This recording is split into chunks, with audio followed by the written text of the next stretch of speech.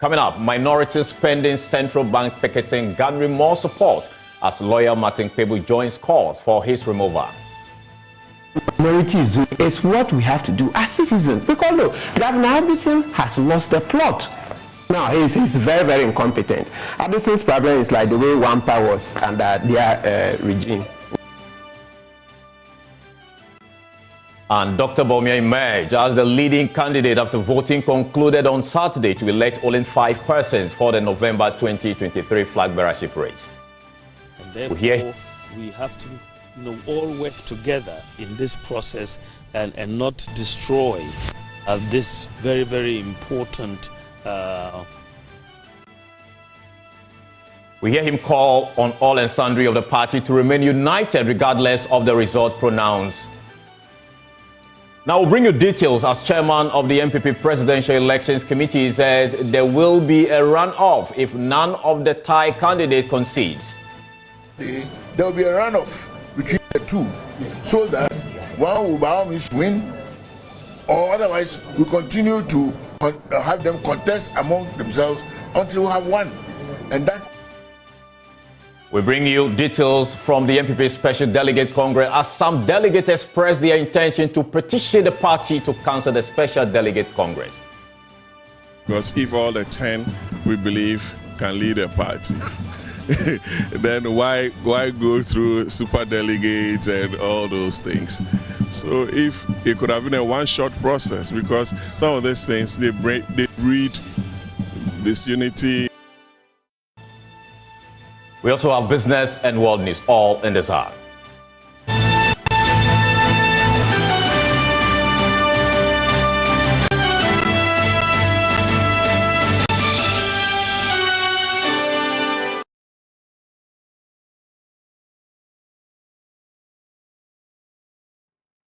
My name is Carlos Kaloni. Now, private legal practitioner Kpebu is urging the police to allow the minority picket at the central bank. Now, the minority has accused the Bank of Ghana Governor Ernest Addison of failing to exercise monetary discipline in his dealings with the Finance Ministry, leading to the 60.8 billion Ghana cedi loss in 2022. Now, according to Kpebu, the minority's decision to go on a protest is long overdue and a welcome news. Dr. Addison had lost the plot. Now, describing the governor as incompetent, he noted that it was about time he was ousted for failing to ensure fiscal discipline. He spoke on News Analysis Show Newsfile. What the minority is doing is what we have to do as citizens, because look, Governor Addison has lost the plot. Now he's very, very incompetent. Addison's problem is like the way Wampa was under their regime. Addison and Wampa will belong to one basket. Let me show you why this is something.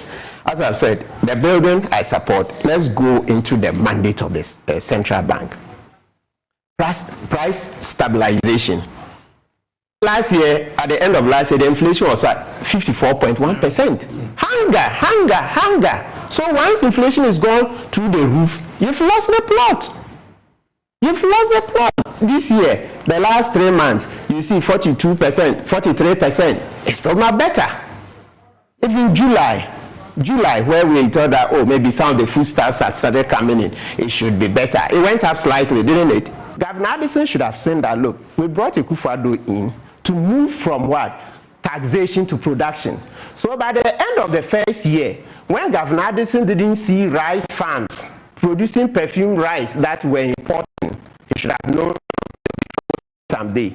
At the end of the first year, when he didn't see a revitalization of the poultry farms, so that we were not going to import so much poultry, he should have known that there will be trouble. Right. So in one sentence, as long as the structure of the economy was not changing, that structure that President Kpebu said he would change within 18 months, it should have been clear to Governor Addison that this day would come.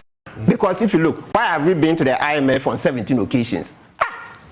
Why have we been on 17 occasions? Because the structure wasn't changing. And the Kpebu came on the back of coming to change from what? Taxation to production. Nuisance taxes were hailing in 2016. So look, Governor Addison has lost the plot. It means that, look, we pay so much for his foresight. But it turns out he has no foresight. That's why he has to step aside. In law, it's not hindsight that we use. We use the foresight of a reasonable man. And you see that that's why we pay him. He couldn't see something. Look, let's repeat. As long as he didn't see local production of rice, oil, all those things that cause some problems for us every 3-4 years, he should have known that this day was coming. So Governor Addison is a co-architect of our current economic hardship. He must take the fall. You know, this particular demo, look, the police must give demonstrators the right to go to the Bank of Ghana. They should create a buffer, maybe 100 meters from the bank or 50 meters. But it can be done. In 2014, when Occupy Ghana went to Flagstaff, what happened? Great security. So that independence question must stop. Meanwhile, ranking member for the Parliament's Energy Committee, John Jinapo, says the government and the central bank cannot be trusted in the wake of the recent developments. And what pains me is the level of, excuse my language, dishonesty that I'm seeing. That people think that they can use technicalities to just dribble all of us. I mean, that's what worries me. If they were frank, honest, and say, look, yes, this is what we've done. Maybe we believe that we should have done that. And that maybe going forward, we have to learn some lessons. We could somehow live with that. But this attempt to dribble us and to use jargons and technicalities and say it's just technical loss. As it stands, the equity, and like Frank, it was said 55 billion. Your equity is what shareholders bring. So at the end of the year, if you make profit, you either pay dividend or you transfer it, and then it increases your equity. You keep that equity because anything can happen. So anytime there's a loss, you fall on the equity. Now with this 55 billion, how do you deal with it? It's a critical issue. The government said 5 years. The government will have to recapitalize. If you read the IMF document, nowhere is this mentioned in our agreement with the IMF. So even that one, they are not being honest with us in respect of how you deal with it. But even more importantly, is that if you read this budget, the government projected that they would engage in zero borrowing domestically. It's here. Appendix 3A, page 113, domestic exceptional financing, zero. Do you know what government projects to borrow this year? By June, they had failed to achieve that target. The government says it will borrow 46 billion from the domestic market. From zero to 46 billion. Look, we are heading for trouble. I'm very, very worried, looking even into the future, not the past. And we ought to be very measured and very careful. Now, Dr. Bawumia emerged as the top leading candidate after voting concluded on Saturday to elect only 5 persons for the November 2023 Flagbearership race. He led with a total of 629 votes, leaving a gaping margin between him and the rest of the candidate. Now, the Congress witnessed spurt of violence and agitation at some polling centers. Dr. Bawumia said the party must remain united no matter the situation. He was speaking to party faithfuls at his independent election contest. So I am very, very humbled, very grateful for the outcome of this election. But this is only a first step towards our march to the Flagbearership. We are going to have a primary on the 4th of November, and that primary will eventually, of course, select the flag bearer. So I see this as a step in the direction of winning the flag bearership of the party. But I know that there is therefore work ahead. The main event for all of us in the party is December 2024, the general election. That really is the main event. And as we all work together in this party, going through these processes, we all have to keep in mind that what we are working towards is a win in December 2024 for the new Patriotic Party, and therefore to break the 8 in December 2024. This will require a lot of unity amongst ourselves as a party, amongst all the various flag bearer hopefuls. And so it is very important as we go on this journey towards 2024 that we don't, have a situation where we have cracks in our ranks. We have to close ranks all the time, and therefore we have to all work together in this process and not destroy this very, very important unity that we have and we should have towards the 2024 election.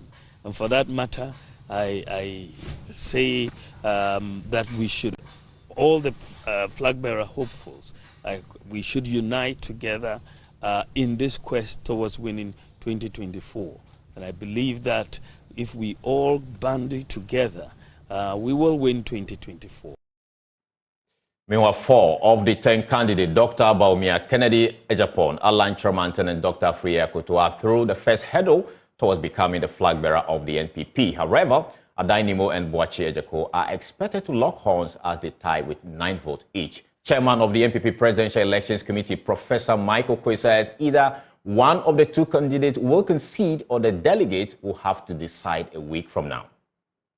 Case, you see, we had made all our regulations in totality, looking at all relevant possibilities. So this is actually nothing new. Someone mentioned the possibility of the 2 persons joining the 4 to make 6. I said that is not possible under NPP terms.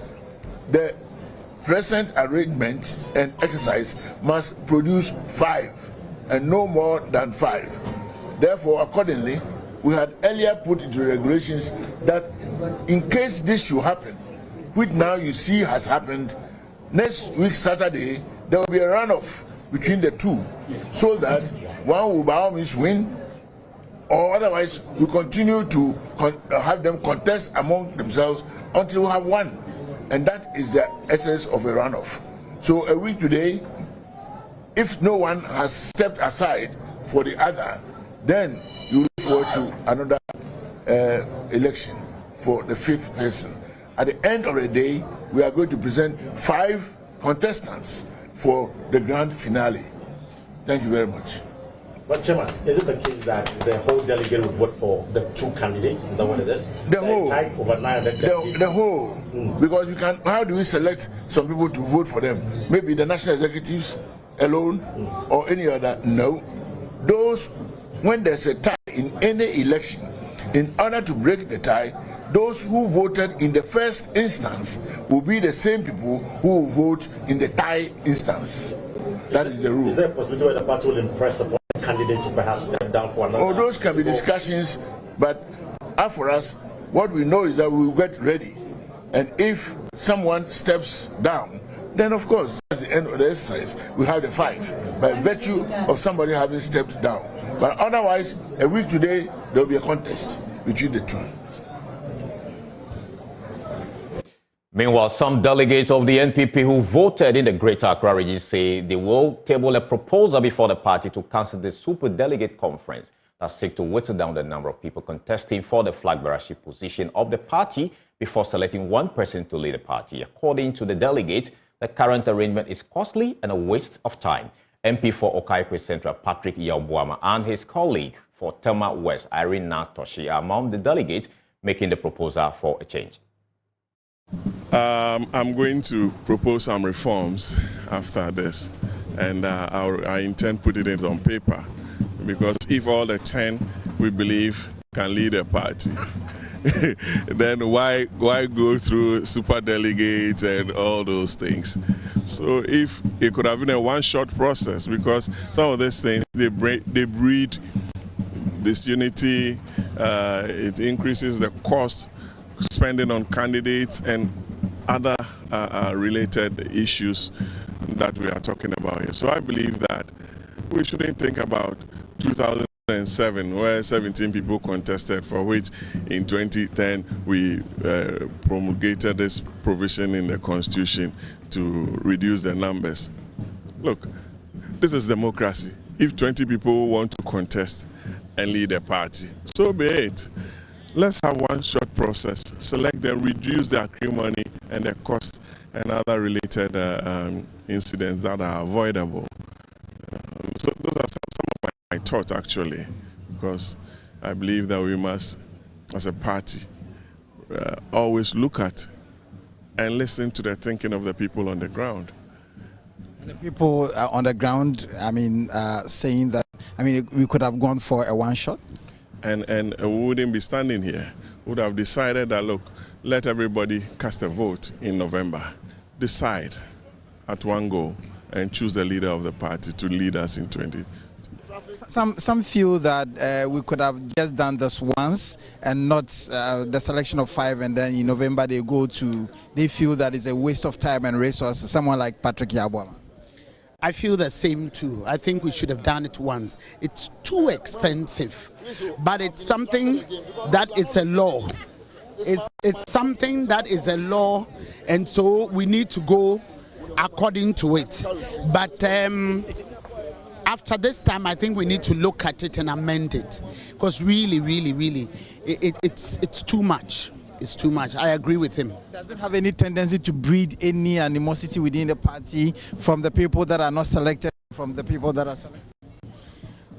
I don't think so. I think we should all understand the process. We are all politicians. We know what this entails. We've gone for elections before.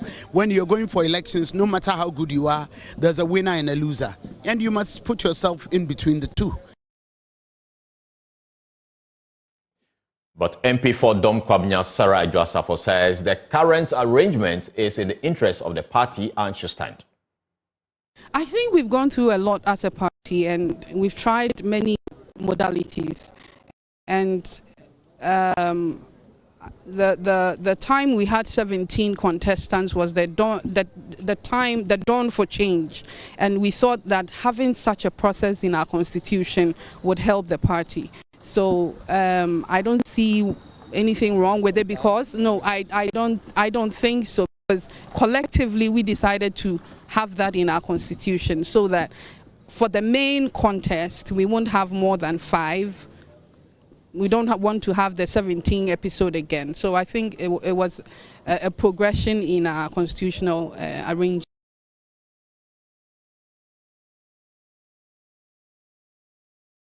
Now, to accelerate rural development, government has launched a 7-year project which aims at reducing poverty and improve access to socio-economic infrastructure. Now, the Minister of Local Government, Decentralization and Rural Development, Dan Botry, who announced the $24 million plan, revealed that there will be measures put in place to ensure increase in accountability. There's more in the following report by Jacqueline Asamoah-Ibwa. To reduce rural poverty issue in Ghana, the government in the year 2014 launched Phase 1 of the Integrated Rural Development. The project, which ran for 7 years, productivity and improve socio-economic infrastructure. Based on the success of the Phase 1, government has launched Phase 2 of the project, which will cost $24 million. The phase will facilitate job creation and improve access to socio-economic infrastructure such as schools, rural clinics, sanitation facilities. Minister for Local Government, Decentralization and Rural Development, Daniel Botry, said to avoid misappropriation of funds, government will increase social accountability measures. This project, as we said, even though I was elaborating too much on the part of the monies that are used to pay for project management, I suspect the reason why they do that is to secure the very thing that you are talking of. The assemblies have their staff already, from MC, coordinating director, engineers, planners. But the project allows for employment of extra or external consultants who validate all the plans that they bring. So in all these projects, I can testify that in the project 1, there was value for money. All projects that were started were completed. He further revealed that most organizations and NGOs are unable to account for the cost involved in project, which results in non-continuity of rural areas. You have the flexibility. Some of them allow you to even rehabilitate or continue existing projects. It's all because of accountability. That's the issue. If you take funding from Project A, or let's say Project A, to build a school building, and you get to the roofing level and you don't finish, another funding source gives you money. How do you convince the second funding source that you use their money to complete the first one? And so you come and you commission a classroom block, then you say that we got funding for both Project A, Project B. That's why it comes back to the assembly. That's why I've been emphasizing the role of district assemblies. Whoever you are, and the law says that they're supposed to coordinate projects of even NGOs. You cannot say that I'm an NGO, I've entered the district, I'm going to do what I like. No, it's wrong. The CEO of the Social Investment Fund, Justice Mensah Amankwa, stated that one component of the project will ensure that rural communities have access to credit facilities to encourage the growth of small and medium enterprises. Some of the remote centers are quite difficult to access. So when we send this project there, it will go a long way to transform our life. Then we have the macro finance, where we are also talking to some of the banks that can reach out to the interior, as Honorable is saying. We don't want to hold on in just the center of the district capital. We want to go inside. The second phase of the Integrated Rural Development Project is expected to end in the year 2027. For Joy News, Jacqueline and Somalia Boa. Now, the Chief Executive Officer of the Kpebu Teaching Hospital, Dr. Opoku Ampoma, says among a number of factors mitigating the treatment and survival of children living with cancer in Ghana is late detection and diagnosis. According to him, the earlier the diagnosis, the higher the rate of survival. He was speaking at an event to cut salt for the construction of a 40-bed multi-purpose pediatric oncology block for the children's unit of the Kpebu Teaching Hospital. There's more in the following report. According to the World Health Organization, it is estimated that about 1,200 new cases will be diagnosed every year in Ghana for pediatric cancers. However, many people in Ghana still believe that children can't get cancer. Chief Executive Officer of the Kpebu Teaching Hospital, Dr. Opoku Ampoma, says as a result, childhood cancer diagnosis is often received with a lot of disbelief and shock. To help in the treatment of childhood cancers, Lifeline for Childhood Cancer, a non-governmental organization and fundraiser partner of the oncology unit of the Kpebu Teaching Hospital, is constructing a 40-bed capacity facility for the unit. Dr. Opoku Ampoma, speaking at the sword-cutting ceremony, indicated that among a number of factors militating against the treatment and survival of children living with cancer is late detection and diagnosis. When we see a child with an illness, cancer is one of the last things that you think about, because for most, it's not common to have children, but these diseases do exist. So there's a challenge with terms of diagnosis, having the facility to actually diagnose them properly. So one of them is being detected, early detection, and then also referral. Quick referral, so that they get to the hands of the experts early, because sometimes they are referred, but they are referred very late, where there's not much that can be done. He is confident the facility, when completed, will improve the operations of the unit. The pediatric oncology unit has been in existence for many years and has been at the forefront of helping to treat children with childhood cancers. The only limitation has been that we've become more like victims of their own success, in the sense that they become so good at it that now they're getting a lot more cases. Previously, they were just seeing maybe under 50 cases, and then now the increase to 100. Now they are seeing in excess of about 250 new cases every year. So this puts a tremendous stress and burden on the facility, and you can see the facility is not, in terms of the size, is not adequate. And for children with cancer, you need a certain kind of environment to treat them, because they are very vulnerable to infection and other issues. So this project would expand the number of rooms available. We'll also expand the facilities. We'll create the right ambience for patients to be treated. The executive director of the Lifeline for Childhood Cancer, Ekuya Sapon, says she's motivated by the impact the project will have on children living with cancer, as she called on parents to pay attention to their children and seek medical attention as soon as they show signs of being unwell. I lost my child to cancer, and so I've been a permanent fixture in this place because it took over 2 years to do our treatment. And after I think my time I'm here and seeing the needs, which is just so much. At the time, childhood cancer wasn't covered under national health insurance. Our survival was still under 20%. So out of every 5 children, we're losing 4 just because they're not bringing the children on time. We're getting the late presentations. We don't know about the early warning signs and symptoms. How do you detect? How do you identify? And someone just needed to step up to assist, to raise funds, and that's how Lifeline was set up. So as the name indicates, we are a lifeline for our children with cancer. That in a year we've finished this building, 40 bed, it's multi-purpose, so it has consulting rooms, it has playrooms, quiet rooms, single room wards, because currently our bed space is so limited. We only have a 25 bed ward.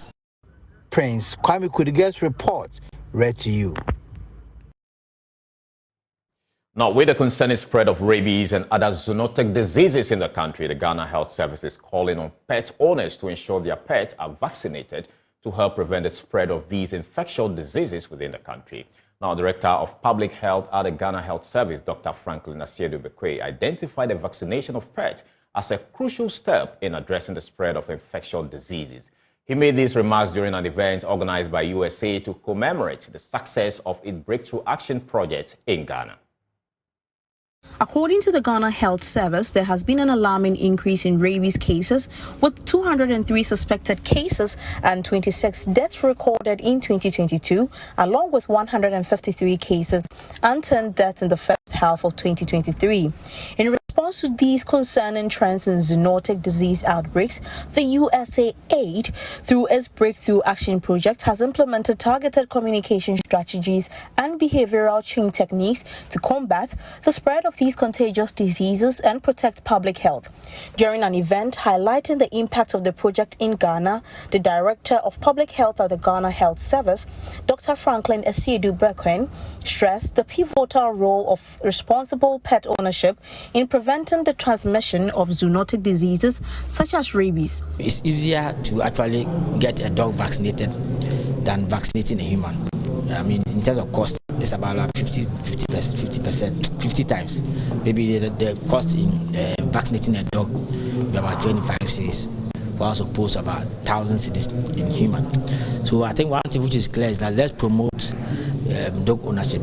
Let's ensure that the regulations work, so that if you have a dog, you don't just allow it to stray and cause rabies. You see, what I'm trying to push for is the free days is too much in the country. What we are pushing for is being responsible for owning a dog. The government can provide resources, but then you decided to own the dog.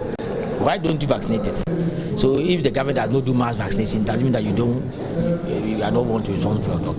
I'm not against it. What I'm saying is that you have your dog, you vaccinate it.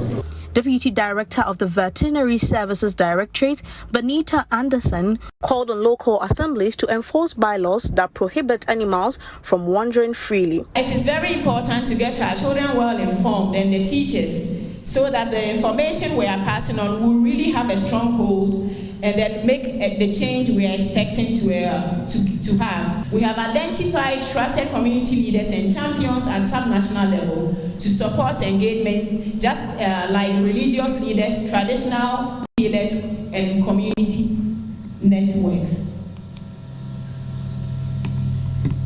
Now we have to talk about the lessons we have learned. It is important that when we do any project, to know what went wrong and what went right, so that we can improve on it for the next project. So for the first lesson learned, we realized that, or it was realized that there was limited visibility and access to animal health workers and veterinary. We thought that empowering community animal health workers to collaborate with veterinary service can improve access to animal health services and ensure community in routine activities related to animal health. This is important because veterinary is not everywhere at the moment. So using community animal health workers or community volunteers would go a long way to inform us of things that happen in real time, so that appropriate and quick action can be taken. The Breakthrough Action Project initiated in 2019 will be replaced by the Accelerating and Social and Behavior Change Project. Esther Nkoma's report read to you. Now, the Ministry of Health has issued an earnest appeal to healthcare professionals throughout the country, urging them to stay in the country and actively participate in its development rather than immigrating in large numbers overseas. Head of Health Training Institution Unit at the Ministry of Health, Felix Nyante, the ministry, in collaboration with healthcare leaders, are formulating comprehensive plans aimed at securing a brighter future for the nation's healthcare sector. He was speaking at the Health Educators Group's biannual delegate conference and scientific session in the Central region. There's more in the following report. Addressing the biennial delegate conference and scientific session of the Health Educators Group, Mr. Nyante indicated that the country's healthcare professionals are among the best in the world and their skills and dedication are invaluable assets to the country. He says it is imperative that the ministry creates an environment where they are encouraged to stay and contribute to the development of the country's healthcare system.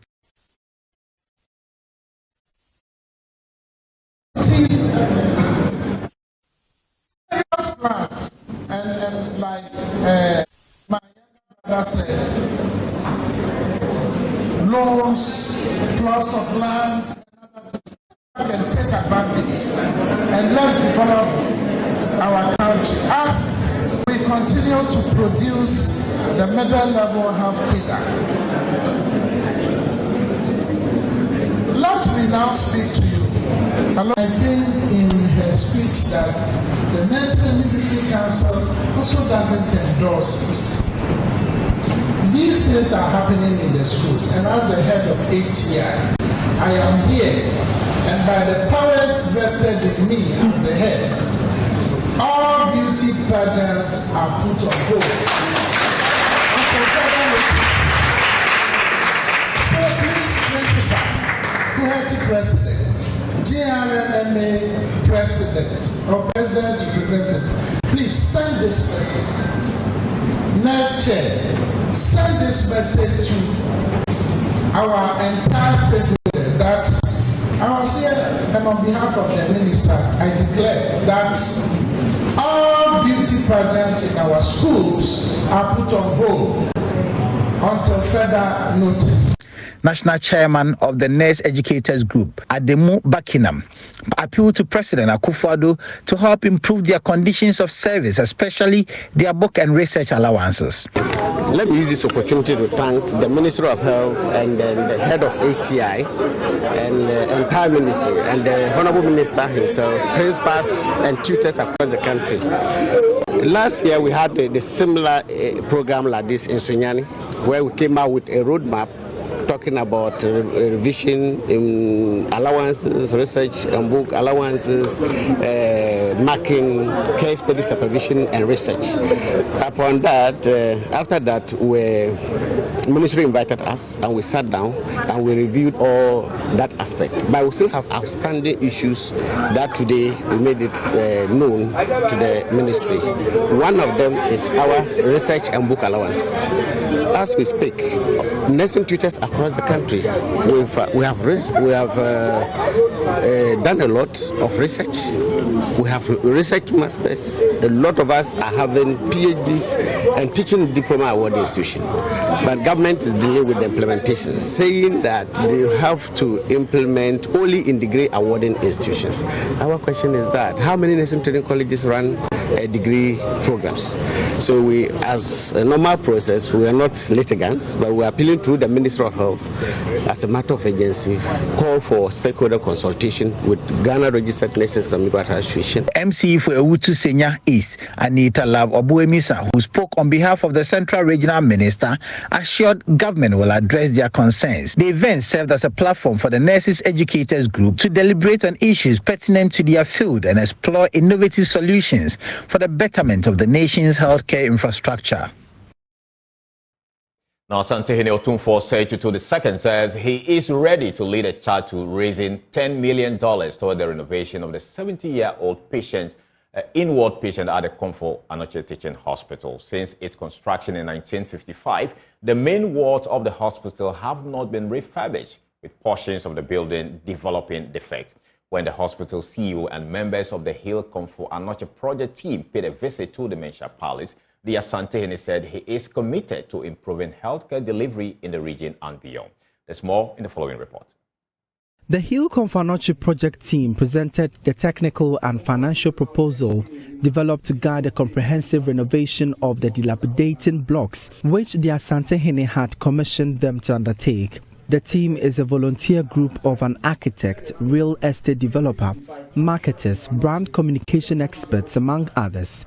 The renovation project is expected to be executed as part of the legacy project marking the 25th anniversary celebration of the Asantehene's installment next year. The Asantehene says the hospital occupies a unique position in the healthcare delivery system of the country.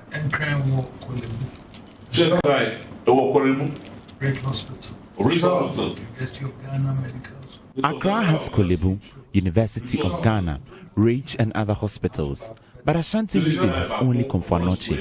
It's disheartening to see people suffer.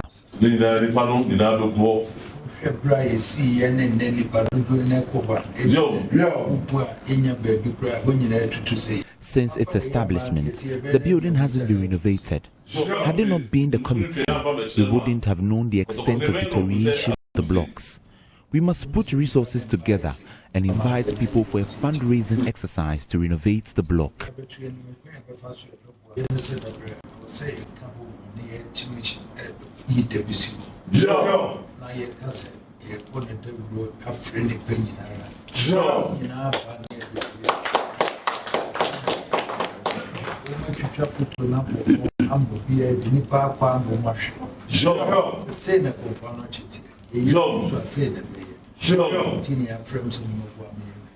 A technical assessment of the facility built in the colonial era by British firm G & Walter indicates defects on the building, with some blocks having cracks. Professor Ochwe Ade-Mensah is CEO of CAF.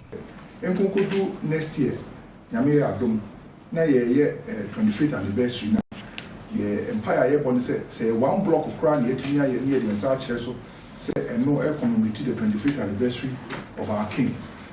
We are hoping that during the 25th anniversary, one block will be completed to commemorate the day. When built, the facility will really help in healthcare delivery to other 12 regions.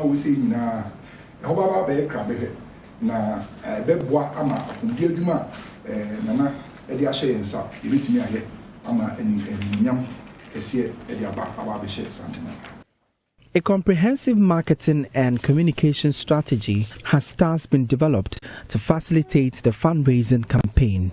For Joy News, my name is Emmanuel Bright Kweku. We take a short break, we'll return with more.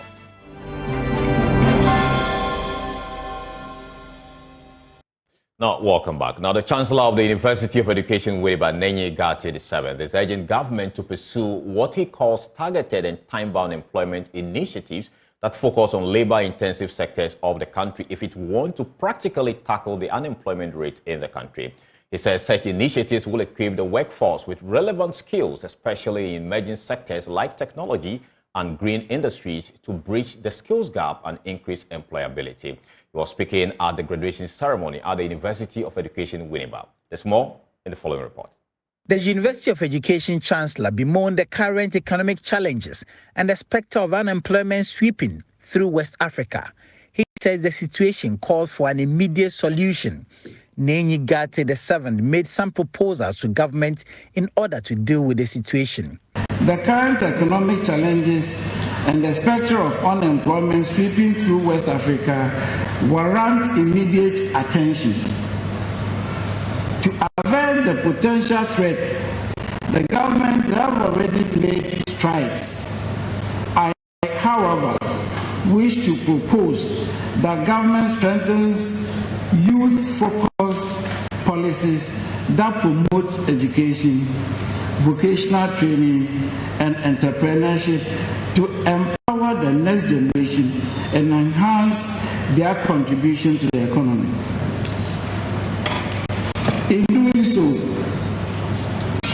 the government policy must facilitate the collaboration of educational institutions, with industries to align curricula with market demands. This initiative will equip the workforce with relevant skills, especially in emerging sectors like technology and green industries, to bridge the skills gap and increase employability. He wants government to accelerate the transformation of the digital economy to leverage its potentials to generate jobs and transform traditional industries. By supporting existing industries facing downturns due to external shocks, strengthening vulnerable sectors, and encouraging innovation, this government can safeguard jobs and promote long-term sustainability. Government should accelerate the transformation of the digital economy to leverage its potential to generate jobs and transform traditional industries. While at it, it is crucial to revolutionize and establish robust social safety nets to cushion the impact of economic challenges on vulnerable populations. Outgoing Vice-Chancellor of the University, Professor Mauto Avoke, paid a glowing tribute to his predecessors for playing their parts in ensuring the continuous development of the university. He used the occasion to announce his retirement after 31 years of service to the university. Chancellor, I want to use this opportunity to inform congregation that the tenure of my Vice-Chancellorship ends on the 30th of September 2023. I will be retiring from the University of Education after almost 31 years of service. I'm thankful. I wish to thank the Governing Council and all those who supported us to build UEW to what it is today. I'm thankful for the opportunity to serve as Vice Chancellor for UEW, a rare opportunity for only a few professors. And it's the Lord who crowns. My only regret is that many of these astute intellectuals that I referred to, none became a sign language interpreter. Many workers don't feel intimidated generally anymore, and our focus towards working to realize their dreams and that of the University of Education Winneba. Professor Stephen Jobson Mitchell will resume office as the incoming Vice-Chancellor of the University of Education Winneba from the 1st of October 2023. We'll take a short break. Stay with us.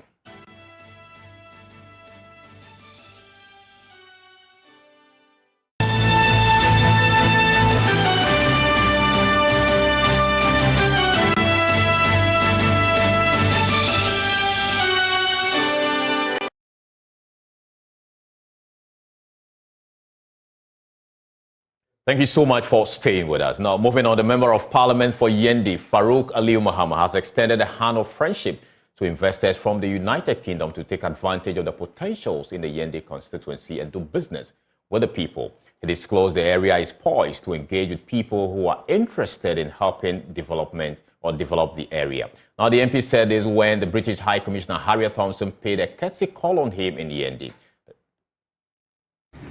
The British High Commissioner Harriet Thompson was in the northern region as part of a working visit to engage with the various stakeholders. Member of Parliament for Yendi, Farouk Aliyu Muhammad, said the area was open to do business with the UK. Sheni, which is under the Kingdom of Dago, it's part of the biggest concession. We have so many utility. So Yendi as a constituency and as a kingdom is very, very endowed with a lot of mineral resource and wealth, human resource and tourism and culture. Therefore, we welcome business opportunities to the UK and everybody who wants to really come here and do business with us. So we are very fortunate to have that.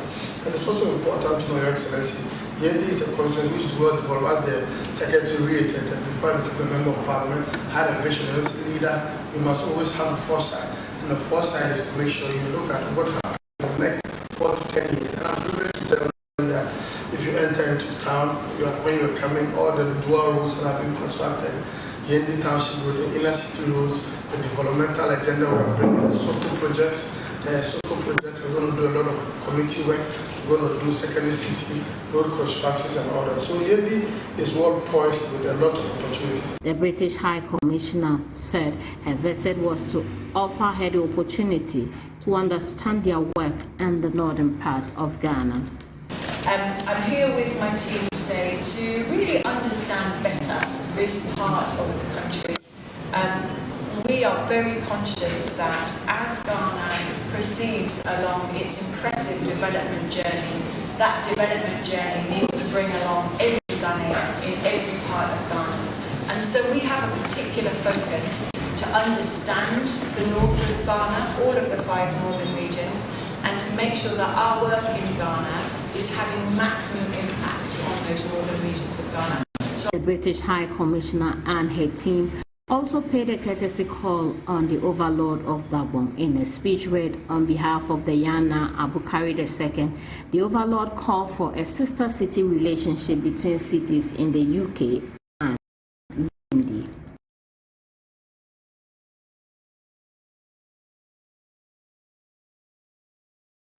Now, the Central region is gearing up for the 2023 Central Expo event extended to push the industrialization drive of the country.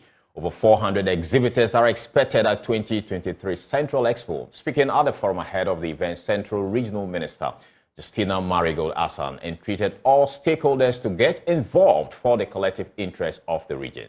There's more in the following report. The Central Regional Minister at the 2023 Central Regional Coordinating Council meeting reviewed the positive dividends that the Expo will bring to the people of the region. He revealed over 400 exhibitors have registered to take part in the event and entreated all stakeholders to take advantage of the opportunities that abound in it. We are expecting over 400 exhibitors and lots of visitors to participate in this year's fair. Last year we had a very wonderful Expo. The success stories are there for you to witness. We had most of the exhibitors traveling to outside the country to exhibit their wares. Thanks to Ghana Exports Promotion Authority, they helped us. And I know this year they've given us a lot of opportunities to bring our people to the exhibition. And after the exhibition, the success stories will go a long way to help your district. So don't hesitate. I therefore wish to urge all heads of institutions, organizations, and the assemblies not to play the fair down, but to fully participate throughout in order to create visibility for the region, as well as our socio-economic potentials to the rest of the world. The Regional Minister, Justina Marigold Asan, stated the discovery of large quantities of lithium in the Mfantsiman area is a welcoming news for the region and tasked members of the Regional Coordinating Council to invest fully in the mining of the resource. The discovery of lithium in large quantities in the region, precisely within the Mfantsiman area, is a good news. It is very important for us as a council to be fully abreast with the exploration and the mining of this mineral, which is a hot cake in the energy and electronic sector. Stakeholders are engaging and discussing on government's lithium policy. We need to also be aware of it, which also forms part of the National Energy Transition Plan towards the net zero future. There's a need for all of us to know what is going on. So as government is doing in this direction, as a council, we also need to strategically position ourselves and put in place the right measures to enable us reap the full benefit of this discovery. She mentioned that stakeholders are holding deliberations on government lithium policy and hence the need for the council to be aware of the resource. The Central Regional Director of Agric, Dr. Peter Omega, stated there have been significant improvements and increases in agriculture yields this year and highlighted the achievement of the region in the production of some food crops. If you take average farm, the produce, what the farmers will harvest, that's what we talk about, the yield. That will give you your production. So 2023, it increased again to 3.7. Same applies to the others. But we've realized that some of the communities, they have problem with the land, whilst others have recorded a higher increase. Some is stable because of issues concerning land.